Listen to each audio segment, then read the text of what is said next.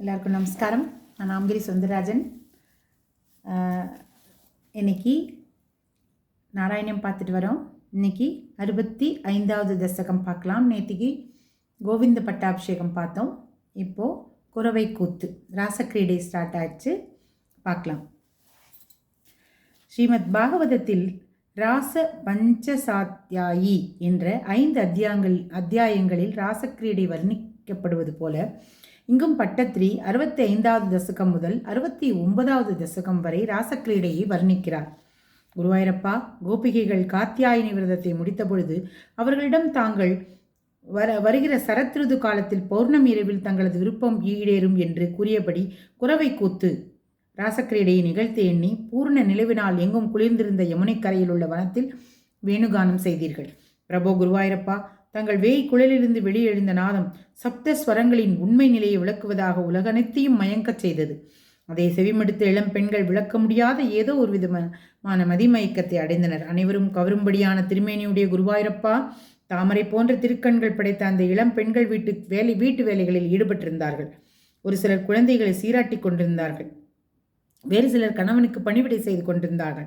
ஆனால் வேணுகானத்தை செவிமடுத்து மயக்கி அவர்கள் அனைத்து வேலைகளையும் விடுத்து தங்கள் குழலூதும் இடமான வனத்திற்கு ஓடி ஒருங்கிணைந்து கூடினர்.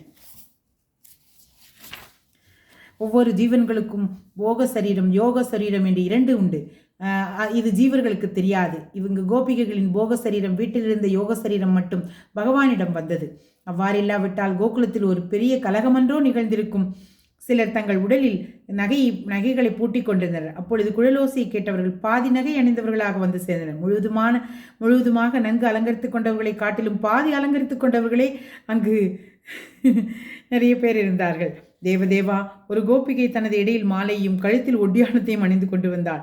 முகுந்தனே, அவ்வாறு அவள் வந்தது அவ்வழகி தன்னிடையின் கவர்ச்சியை மாலை அணிந்துள்ள அழகை தங்களுக்கு வெளிப்படையாக சொல்வது போலிருந்தது. வேறொருத்தி அன்பின் மயக்கத்தால் மார்பின் மேல் ரவிக்கை அணியாமலே மற்ற பெண்களுக்கு தெரியாமல் உங்களிடம் ஓடி வந்தாள். அது ஊமை கூட முடியாத பிரேமையாகின்ற அந்த அரசு கட்டிலில் தங்களை முடிசூட்டுவதற்கு 2 கலசங்களை தாங்கி வந்தது போல இருந்தது.